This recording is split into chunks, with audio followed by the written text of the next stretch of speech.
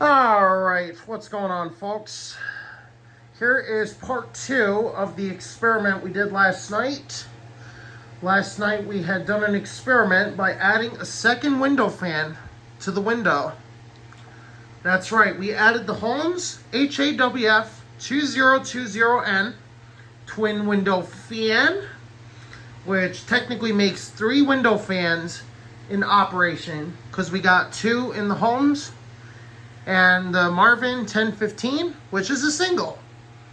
Very, very cool fan. So the temperatures, when I checked them this morning, it was 57 in the bathroom. It was about 51 in here. And we like it cool at night, especially because then you don't have to run the air conditioners. Got free air conditioning from the nice cool air outside. And I had found the experiment to be successful. I had noticed a larger volume of air had been moved. A big improvement in the overall temperature was also noticed from the temperature check this morning. Usually in the mornings, when it drops down to about the mid-40s, we usually got about 64 in the bathroom and 60 in here. But with the second window fan being added, a major improvement had been detected. That's right.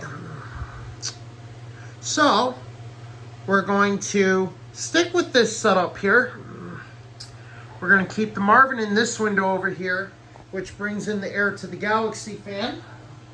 And then the Galaxy circulates that air over to the Lakewood, which then circulates the air downstairs. And it's a very effective setup. So, and we have decided it's time to get some use out of the Holmes HAWF 2020N before fan season ends.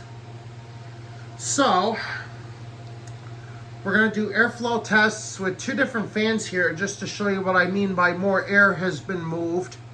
So, we'll be right back with both Franken fans. Alright, we are back and we got the 2 Franken fans right here.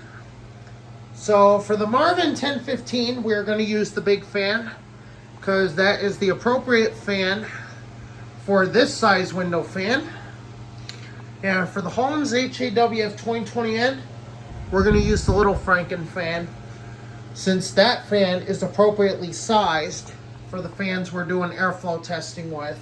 So let's go ahead and see how much power the Marvin has. We're going to measure an RPM on this fan. Our frame rate is 60 frames per second. So once the blade here looks like it stops moving, then we are officially at 1200 RPM. Here we go. Now, just so you're aware, this fan had not been oiled, so we are going to have a little bit of an effect in performance. Alright, I stand corrected.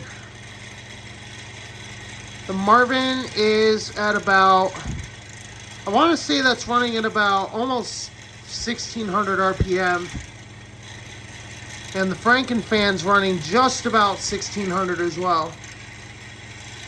So we're right on the money, RPM wise. Very powerful.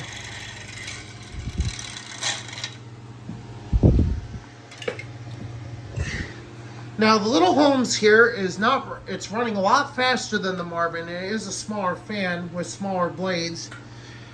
So we're going to go ahead here and check its power output.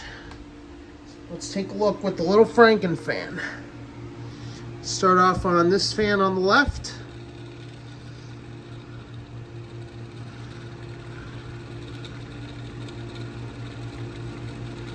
Alright, so we do not have as much power as the Marvin has.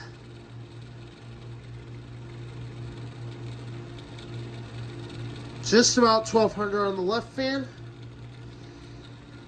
On the right fan, we got just about the same. Oh, we got a little bit higher on this one. Oh, we're about the same. So, regarding the performance of the two fans, as we stated earlier in the video, the Marvin, we had originally stated in the beginning of the video, when we were talking about the initial experiment, we originally thought the Marvin moved a larger volume of air at a slower speed, but it turns out the Marvin is moving a large volume of air at a higher speed. So the Marvin actually is moving more air, and the Holmes is basically supplementing it. So the corrected explanation here, the Marvin is moving a lot more air at higher speed, also moving a larger volume of air, which is part of the higher speed, and the larger volume being a larger blade diameter. The Holmes has two fans, basically making the twin window fan another effective option if, for whatever reason, this fan were to break and I was only down to one fan. But regarding our experiment, great success. Hopefully you enjoyed this part 2, and maybe we will have another fans running video. All the fans will be running, so stay tuned.